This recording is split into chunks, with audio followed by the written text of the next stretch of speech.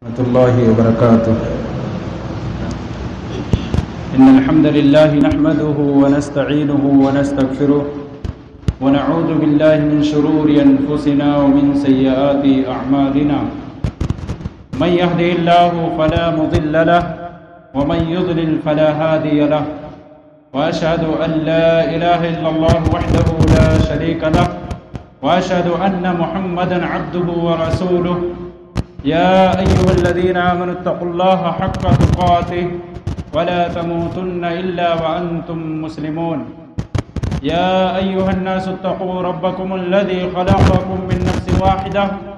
وخلق منها زوجها وبث منهما رجالا كثيرا ونساء واتقوا الله الذي تساءلون به والأرحام إن الله كان عليكم رقيبا. يا أيها الذين آمنوا اتقوا الله وقولوا قولا سديدا يصلح لكم أعمالكم ويغفر لكم ذنوبكم ومن يطع الله ورسوله فقد فاز فوزا عظيما. أما بعد فإن خير الحديث كتاب الله وخير الهدي هدي محمد صلى الله عليه وسلم وشر الأمور محدثاتها وكل محدثة بدعة وكل بدعة ضلالة وكل ضلالة في النار.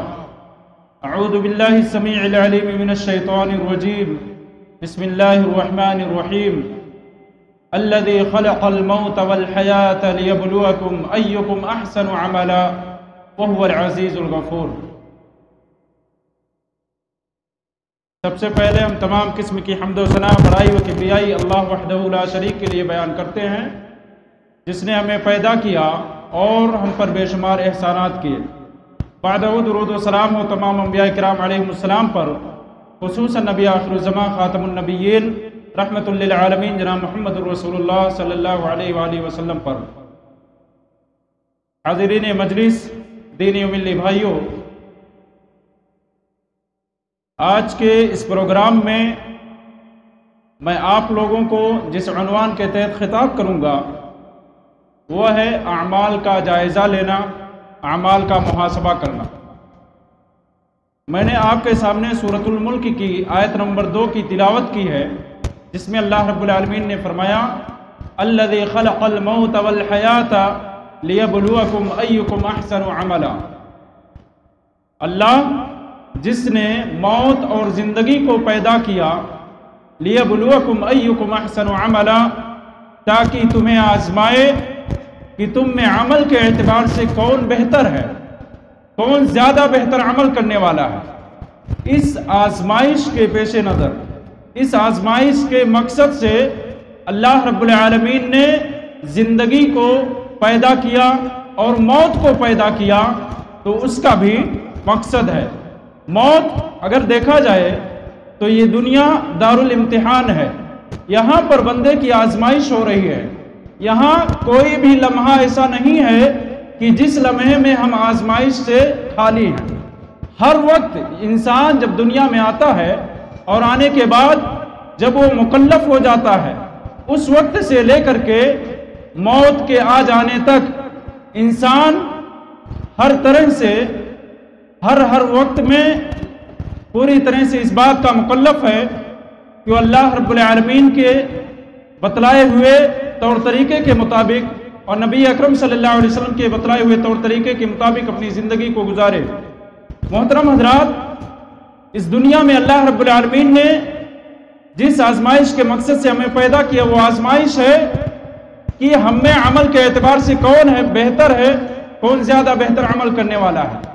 لہذا اس دنیا میں ہم جیسا بھی عمل کریں گے، دو قسم کا عمل کرتے ہیں، اچھائی یا برائی. اچھائی کریں گے تو اس کا اچھا بدلہ، اور برائی کریں گے تو اس کا بدلہ.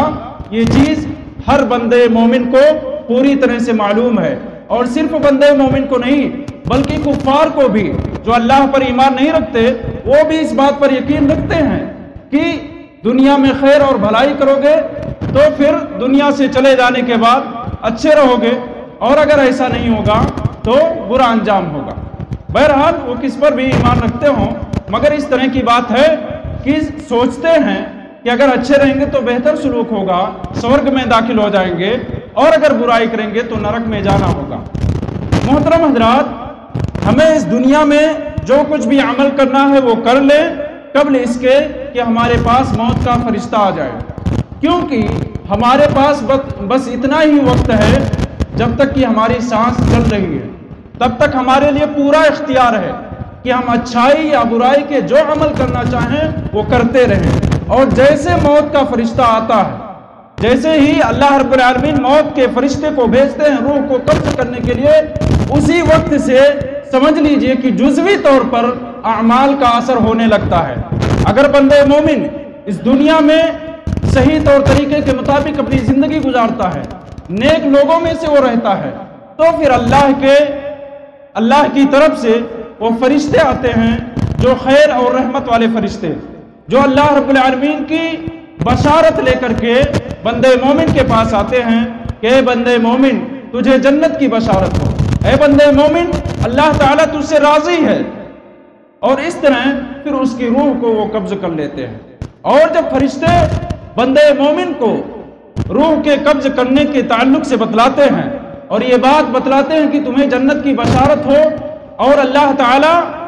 تم سے محبت کرتا ہے، اللہ تعالیٰ تم پر رحم و کرم فرمائے گا، تو یہ بات سن لینے کے بعد بندے مومن سب سے زیادہ اللہ کی ملاقات کو پسند کرنے لگ جاتا ہے، کیونکہ وہ پوری طرح سے پرسکون ہو جاتا ہے کہ جس اللہ کی رضا اور خوشنودی کے لیے وہ دنیا میں نیک اعمال کر رہا تھا، بہتر اعمال کر رہا تھا، آج اس کا رب اس سے راضی ہو گیا ہے۔ آج فرشتے اسے آ کر کے جنت کی بشارت دیتے ہیں، وہ سب سے زیادہ پھر اللہ کی ملاقات کو پسند کرنے لگتا ہے۔ محترم حضرات، کہنے کا مطلب یہ ہے کہ اس دنیا میں جب تک ہماری سانس چل رہی ہے تب تک یہ ہم اچھے یا برے عمل کرنے کا حق رکھتے ہیں اور پوری طاقت و قوت رکھتے ہیں، اور جیسے ہی سانس بند اعمال کا سلسلہ پھر منقطع ہو جائے گا، سوائے 3 چیزوں کے جس کا کہ اللہ کے رسول صلی اللہ علیہ وسلم نے تذکرہ کیا کہ مر جانے کے بعد بھی صدقہ جاریہ، علم نافع اور نیک اور صالح اولاد جو میت کے حق میں دعا کرے، اس کا فائدہ مر جانے کے بعد بھی حاصل ہوتا رہتا ہے۔ تو اس دنیا میں رہ کر کے ہمیں زیادہ سے زیادہ اچھے اعمال کرنا چاہیے، اور جب بھی اچھے اعمال سے ہم غافل ہوں تو پھر ہمیں فکر لاحق ہو جانی چاہیے کہ اگر موت کا فرشتہ آج آ گیا ایسی حالت میں کہ آپ نماز کے تارک ہو چکے ہیں، آپ نماز کی پابندی نہیں کر رہے ہیں، آپ جو ہے گناہوں کا بہت زیادہ ارتکاب کیے ہوئے ہیں اور ابھی تک توبہ اور استغفار نہیں کیے ہیں، آپ کے ایمان میں کسی قسم کی بد اعتقادی ہے، آپ کے ایمان میں کسی قسم کی کوئی خرابی ہے، تو موت کے فرشتے کے آ جانے سے قبل ہی آپ اس کی اصلاح کرنے کی پوری کوشش کریں، کیونکہ روح نکل جانے کے بعد انسان کو پھر جزوی طور پر کچھ جزا یا سزا وہ اسے ملنے لگ جاتا ہے، اور قیامت کے دن اللہ تعالیٰ تمام لوگوں کو، وہ مومن ہو یا کافر ہو، نیک ہو یا بد ہو، سب کو اللہ تعالیٰ ان کے اعمال کے مطابق جزا اور سزا دیں گے۔ محترم حضرات، تو موت کو اللہ رب العالمین نے اسی مقصد سے رکھا ہے کہ دنیا میں انسان اپنی زندگی تک جو چاہے وہ کرے، اور مر جانے کے بعد اسے قیامت کے دن اس کے اعمال کا پورا بدلہ دیا جائے۔ وَهُوَ الْعَزِيزُ الْغَفُورُ، اور اللہ تعالیٰ غالب اور بخشنے والا ہے۔ تو یہ چند باتیں تھیں کہ ہمیں اللہ رب العالمین نے اس دنیا میں ابتلاء اور آزمائش کے لیے پیدا کیا ہے، اور میں آپ کے سامنے اصل عنوان کے مطابق جیسا کہ میں نے آپ کے سامنے بیان کیا کہ اعمال کا جائزہ لینا یہ بہت ہی اہم چیز ہے۔ اگر اسے ترک کر دیا جائے تو پھر انسان خیر کا کام کرتا ہے یا برائی کا، اسے کوئی خاص دلچسپی نہیں رکھتی ہے نیکی کے کام کرنے میں۔ اللہ رب العالمین نے سورہ حشر کی آیت نمبر 18 میں فرمایا، یا ایھا الذین آمنوا اتقوا اللہ، اے ایمان والو اللہ تعالیٰ سے ڈرتے رہو، وَلْتَنْظُرْ نَفْسٌ مَّا قَدَّمَتْ لِغَدٍ، اور ہر نفس کو چاہیے کہ وہ دیکھ لے کہ کل کے لیے اس نے کیا پیش کیا ہے۔ ذرا غور کیا جائے اس بات پر کہ اللہ رب العالمین سورہ حشر کی آیت نمبر 18 میں ایمان والوں کو کس قدر عظیم نصیحت کرتے ہیں، کس قدر بندے مومن کو اپنے اعمال کا جائزہ لینے کی رغبت دلاتے ہیں، اور فرماتے وَلْتَنْظُرْ نَفْسٌ مَّا قَدَّمَتْ لِغَدٍ، ہر نفس کو چاہیے کہ وہ دیکھ لے کہ کل کے لیے وہ کیا پیش کیا ہے، یعنی قیامت کے دن کے لیے۔ آج اگر ہم ہیں بیٹھے ہوئے روح قبض ہو جائے آج سو رہے ہیں، سونے جا رہے ہیں، سوتے وقت ہی روح قبض ہو جائے تو پھر آپ کیا عمل اللہ کے ہاں لے کر کے جانے والے ہیں؟ یہ فکر ہونی چاہیے، یہ سوچ ہونی چاہیے، ہر نفس کو، ہر شخص کو اس بات کی سوچ ہو جانی چاہیے، اس بات کی فکر روزانہ کرنا چاہیے کہ وہ جو کچھ کر رہا ہے وہ قیامت کے دن کے لیے کیا پیش کر رہا ہے، کیا خیر کے کام پیش کر رہا ہے، کیا اچھائی اور بھلائی کے کاموں کو انجام دے کر کے وہ رب کی رضا اور خوشنودی کی حصول کی کوشش کر رہا ہے، یا یہ کہ غافل و لاپرواہ ہو کر کے وہ رب کی ناراضگی کے اسباب پیدا کر رہا ہے اپنے لیے۔ وَلْتَنْظُرْ نَفْسٌ مَا قَدَّمَتْ لِغَدٍ وَاتَّقُوا اللَّهَ۔ پھر اللہ رب العالمین نے فرمایا اللہ سے ڈرتے رہو۔ اللہ سے ڈرتے رہنا یہ صرف لوگوں کے مجمع میں، لوگوں کے سامنے اللہ کا ڈر اور خوف ظاہر کرنا، اور خلوت و تنہائی میں اللہ تعالیٰ سے نہ ڈرنا، اللہ تعالیٰ کا خوف دلوں سے ختم ہو جانا، یہ بہت بڑی برائی ہے۔ محترم حضرات، نبی اکرم صلی اللہ علیہ وسلم نے ہمیں یہ پیغام دیا ہے، اتق اللہ حیث ما کنت، کہ جہاں کہیں بھی رہو اللہ تعالیٰ سے ڈرتے رہو۔ اور اللہ رب العالمین نے بھی آیت میں اسی بات کی تلقین کی ہے کہ اللہ سے ڈرتے رہو۔ کوئی خاص وقت مقرر نہیں کیا ہے کہ دن میں جب لوگوں کے سامنے رہو تب اللہ سے ڈرو اور خلوت میں نہ ڈرو، بلکہ ہر وقت اللہ تعالیٰ سے ڈرتے رہنا، کیونکہ اللہ تعالیٰ سے ڈرنے کی وجہ سے نیک کاموں پر جو سبقت حاصل ہوتی ہے، نیک کاموں کے کرنے پر جو رغبت حاصل ہوتی ہے، وہ اللہ کے خوف، اللہ کے تقوی کے بغیر بہت ہی سست اور کاہل ہو جاتی ہے۔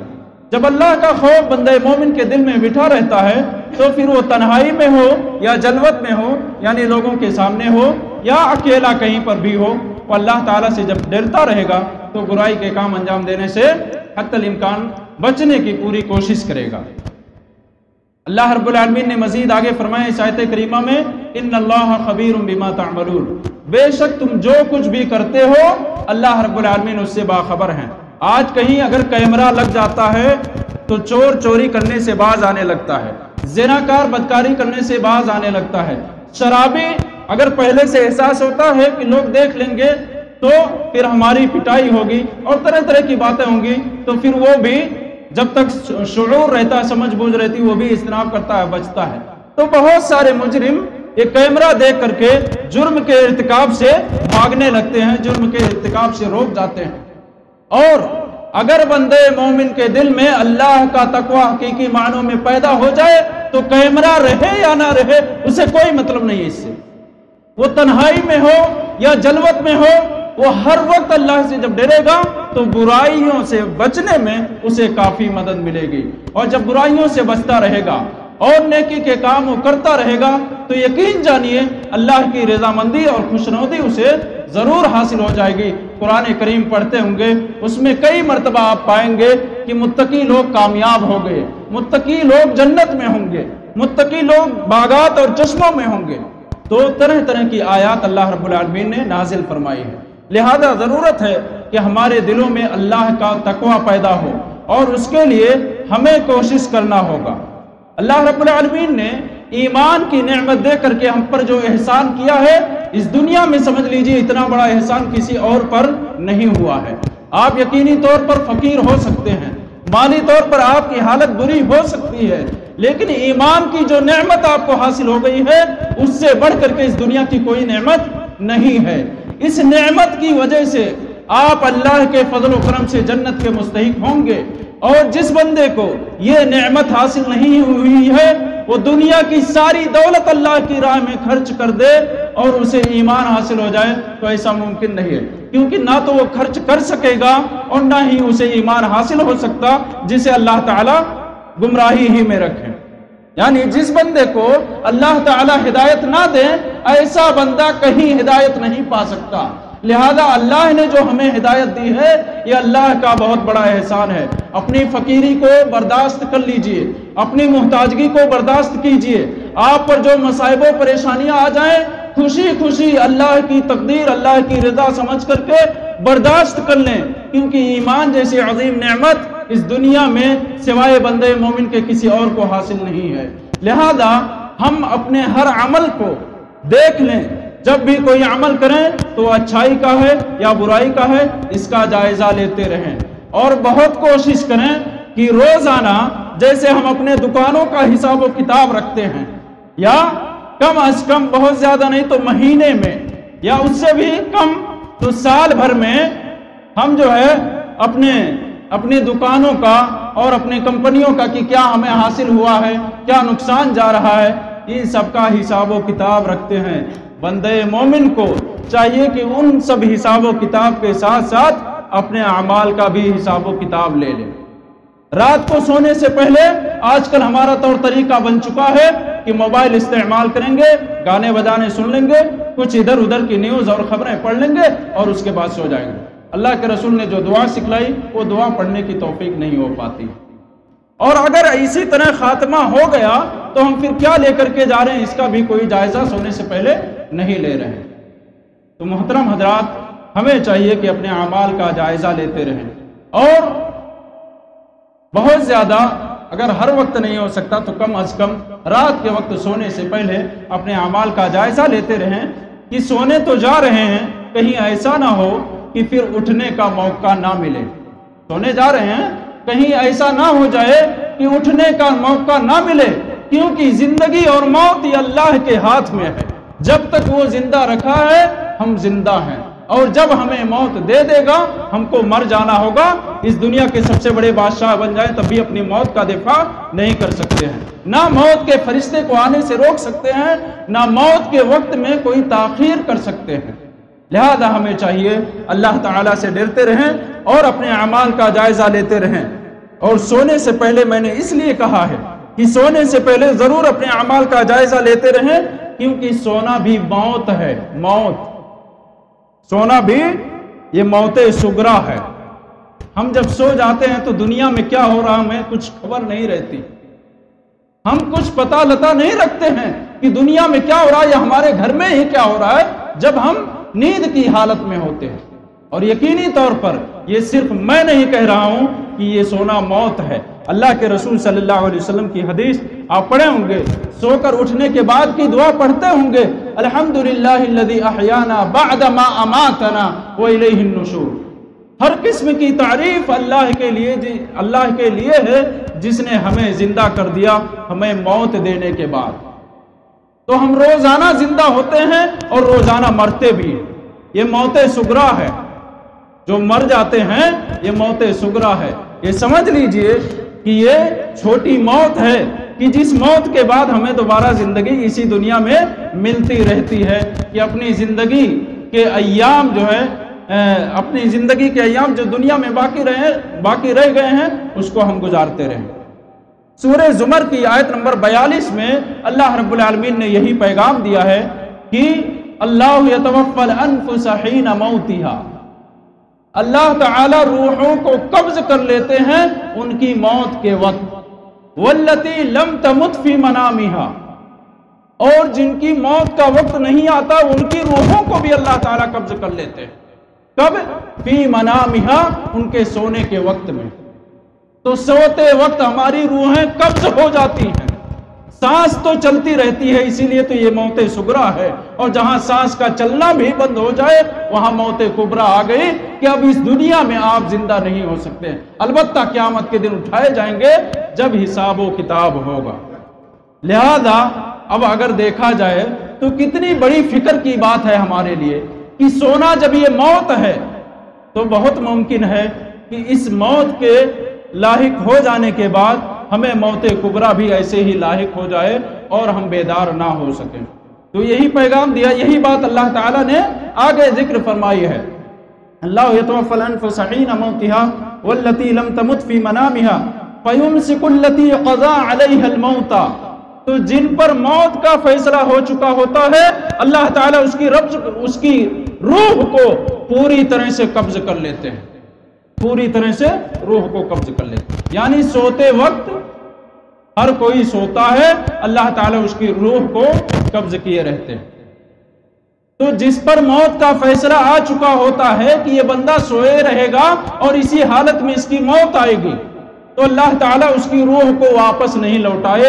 لوٹاتے، قبض کیے رکھتے ہیں۔ پھر وہ بندہ ایسی حالت میں ملتا ہے کہ پھر ہم اسے مردوں میں شمار کرنے لگتے ہیں کہ یہ مر چکا، اس کی روح نکل چکی، اب یہ زندہ نہیں ہوگا، اور نہ دنیا کی کوئی طاقت ہے کہ اسے اب زندہ کر دے۔ فَيُمْسِكُ الَّتِي قَضَى عَلَيْهَا الْمَوْتَ وَيُرْسِلُ الْأُخْرَى إِلَىٰ أَجَلٍ مُّسَمًّى، اور دوسری روحوں کو اللہ تعالیٰ مقررہ وقت تک کے لیے چھوڑ دیتے ہیں، قبض کیے رہتے ہیں اور چھوڑ دیتے ہیں۔ کب؟ جب ان کی موت کا فیصلہ نہیں ہوتا ہے، کب تک کے لیے؟ جب تک کے لیے اللہ نے وقت مقرر کیا ہے، تب تک کے لیے پھر ان کی روحوں کو واپس کر دیتے، چھوڑ دیتے ہیں، جس کا نتیجہ یہ ہوتا ہے کہ ہم بیدار ہوتے ہیں، اور ہمیں چاہیے کہ اتنے بڑے اللہ کے احسان پر ہم سب سے پہلے اللہ کا شکریہ ادا کریں کہ پھر نئی زندگی مل گئی۔ اگر چاہیں تو پھر بہت سارے نیک اعمال کرتے رہیں دن بھر، اور پھر رات میں سوتے وقت پھر اعمال کا جائزہ لے لیں کہ کیا اچھائی کیے، کیا برائی کیے، یہ سب کا جائزہ لیتے رہیں۔ اگر انسان کو دکان میں خسارہ اور نقصان لگتا، ایک دن ہی اگر نقصان آ جائے تو سوچ میں پڑ جاتا ہے کہ ہمیں تو کچھ حاصل ہونا چاہیے اور یہ تو نقصان جا رہا ہے، فائدہ کیا ایسے کاروبار کرنے کا۔ لیکن آج کل ہم اپنے اعمال کا جائزہ نہیں لیتے اور بے پرواہ ہو کر کے، بے فکر ہو کر کے ہم سو جاتے ہیں۔ ہمیں چاہیے کہ اعمال کا جائزہ لیتے رہیں۔ اعمال کا جائزہ لینے سے فائدہ یہ ہوگا کہ ہم اللہ سے جلد از جلد توبہ اور استغفار کر سکیں گے۔ اعمال کا جائزہ لینے سے فائدہ یہ ہوگا کہ ہم نیکیوں کے کاموں میں رغبت رکھنے لگیں گے۔ اعمال کا جائزہ لینے سے فائدہ یہ ہوگا کہ ہمیں بہت زیادہ دنیا کی سوچ اور فکر نہیں لاحق رہے گی۔ آج نتیجہ یہ ہے کہ اللہ تعالیٰ کا جو حکم ہے 5 وقتہ نماز فرض ہے، پڑھنا ہے، کس قدر ہم لاپرواہ ہو چکے ہیں۔ اتنے بڑے بادشاہ اللہ رب العزت کی بارگاہ میں ہم حاضر نہیں ہوتے ہیں، جس اللہ نے ہم پر ہر طرح کا احسان کیا ہے اور سب سے بڑی نعمت سے نواز دیا ہے، اس اللہ کے حکم کو بھول جاتے ہیں۔ کیسی بے پرواہی، کیسی بے فکری ہے۔ ذرا ہم سوچتے نہیں کہ وہ کتنا بڑا بادشاہ ہے، کتنا بڑا مالک و مختار ہے وہ، کہ جسے فقیر بنا دے وہ مالدار نہیں بن سکتا، جسے ایمان سے محروم کر دے وہ ہدایت یاب نہیں ہو سکتا، اور جسے وہ جنت دے دے اسے کوئی جہنم میں داخل نہیں کر سکتا، اور جسے وہ جہنم میں ڈال دے اسے کوئی جنت میں داخل نہیں کر سکتا۔ ایسے اللہ سے غافل نہ ہو۔ یقینی طور پر ایسے اللہ رب العالمین کا ہر وقت شکریہ ادا کرتے رہیں، اور خاص کر 5 وقتہ نمازوں کی ضروری طور پر پابندی کرتے رہیں۔ سورہ کوثر بلکہ سورہ تکاثر، ہم میں سے بہت سارے لوگوں کو یہ سورت یاد ہوگی اور نماز کے وقت پڑھ بھی لیتے ہوں گے، مگر اس میں جو اہم پیغام دیا گیا ہے اگر اس پر سوچ اور فکر کر لیں تو یقینی معنوں میں آج ہی دنیا سے بے رغبت ہو جائیں گے، اور پھر یہی سوچ اور فکر پیدا ہوگی کہ جب یہ دنیا زائل ہو جائے گی، یہ دنیا فنا ہو جائے گی، اور دنیا فنا ہونے میں ابھی وقت ہے، لیکن اس سے پہلے تو ہم کو فنا ہی ہو جانا ہے نا، اس سے کچھ پہلے ظاہر سی بات ہماری عمر کتنی ہوگی، اور قیامت کے آنے میں ابھی بہت سارا لمبا سا وقت ہوگا جو کہ اللہ کو ہی معلوم ہے۔ تو سورہ کوثر کی آیت نمبر 1 میں اللہ رب العالمین نے فرمایا الہاکم التکاثر، زیادتی کی چاہت نے تم کو غافل کر دیا۔ اگر زیادتی کی چاہت میں آج کل کے حساب سے دیکھا جائے تو سب سے پہلا نمبر مال کا آئے گا۔ ہر کسی کو دیکھو وہ کتنا بڑا مالدار ہو جائے تب اسے تسلی آئے گی، تب وہ اطمینان حاصل کرے گا۔ یقین جانیے اگر کسی کو سونے کا پہاڑ بھی حاصل ہو جائے تو وہ سوچے گا مزید حاصل ہو جائے، یہ نہیں کہ اب بس ہو گیا اور زندگی گزر جائے گی اور اسی طرح ہم چلے جائیں گے، کامیاب ہو جائیں گے، لیکن نہیں، روزانہ سوچ اور فکر میں رہتا ہے کہ کس طرح مال زائد ہو، اور نوبت یہاں تک پہنچ جاتی ہے کہ مال کی کثرت کی چاہت اور خواہش سے انسان کہاں پہنچ جاتا، نماز اور دیگر فرائض سے وہ غافل اور لاپرواہ ہو جاتا ہے۔ نتیجہ کیا ہوتا ہے جانتے ہیں؟ جب وہ غافل ہوتا ہے تو نتیجہ کیا ہوتا ہے؟ نماز وغیرہ سے جب وہ لاپرواہ ہو جاتا ہے تو کیا نتیجہ ہوتا ہے؟ حتی زرتم المقابر، وہ غافل ہی رہتا ہے، برابر غفلت کا شکار رہتا ہے، یہاں تک کہ وہ قبرستان جا پہنچتا ہے۔ اور قبرستان میں کیا ہوتا ہے؟ میت کو لے جا کر کے وہاں دفن کر دیتے ہیں اور پھر لوٹ آتے ہیں کہ اب جاؤ تم اور تمہارے اعمال جانے ہو، تم نے جو کچھ کیا ہے اپنے اعمال کے حوالے ہو گئے ہو، اب تمہارے ساتھ وہی ہوگا جو اللہ رب العالمین چاہے گا۔ تو ہمیں چاہیے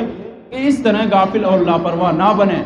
یقیناً اولاد اور بیوی بچوں کے لیے اور خود اپنی زندگی کے گزارنے کے لیے ہمیں بہت ساری چیزیں کرنی پڑتی ہیں اس دنیا میں، اور کرنا بھی چاہیے، مگر جائز طور طریقے کے مطابق کرنا چاہیے۔ حرام طریقے سے مال کے کمانے سے ہمیں اجتناب کرنا چاہیے، بچنا چاہیے۔ محترم حضرات، ایک اور حدیث میں بیان کر کے اپنی بات کو مکمل کروں گا۔ حدیث ہے صحیح بخاری کی، جس میں اللہ کے رسول صلی اللہ علیہ وسلم فرماتے ہیں کہ بندہ جنتیوں والا عمل کرتا رہتا ہے، بندہ جنتیوں والا عمل کرتا رہتا حالانکہ وہ جہنمی ہوتا ہے، اور بندہ جہنمیوں والا عمل کرتا ہے یہاں تک کہ وہ جنتی ہوتا ہے۔ تو کوئی بندہ جنتیوں والا عمل کرتا اور وہ جہنمی ہوتا ہے، اور کوئی بندہ جہنمیوں والا کام کرتا وہ جنتی ہوتا ہے۔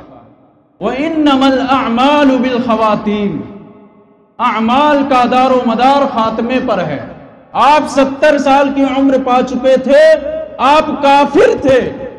موت کے فرشتے کے آ جانے سے پہلے آپ نے اللہ کی وحدانیت کا اقرار کر لیا، اسلام آپ نے قبول کر لیا، انشاءاللہ آپ کامیاب ہو گئے۔ پوری زندگی آپ کافر تھے، نیکی سے کوئی مطلب ہی نہیں تھا آپ کو۔ زندگی کے آخری لمحہ میں آپ نے اللہ کی وحدانیت کا اقرار کر لیا، اسلام قبول کر لیے، انشاءاللہ آپ جنتی ہو جائیں۔ اور آپ زندگی بھر نیک رہے،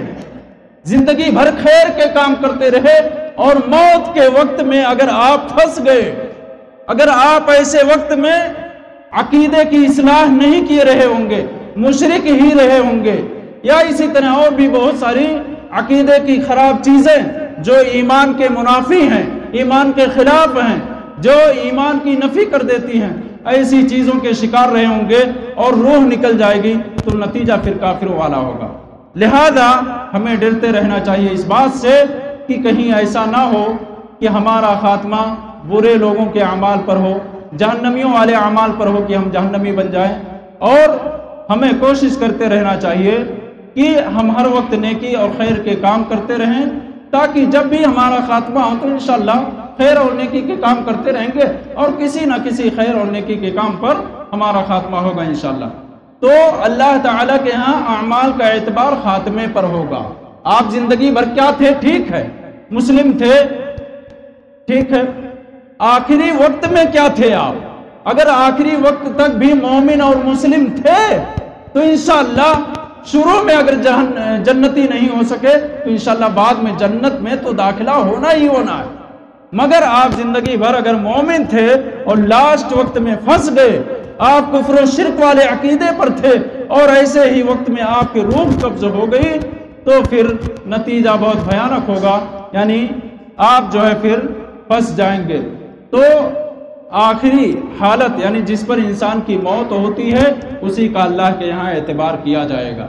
آپ اگر زندگی بھر نیک عمل کرتے رہے اور بندے مومن ہونے کی حالت میں آپ کا خاتمہ ہوا ہے تو مومن والا سلوک ہوگا آپ کے ساتھ، اور اگر آپ زندگی بھر نیک تھے یا برے تھے مگر آخری وقت میں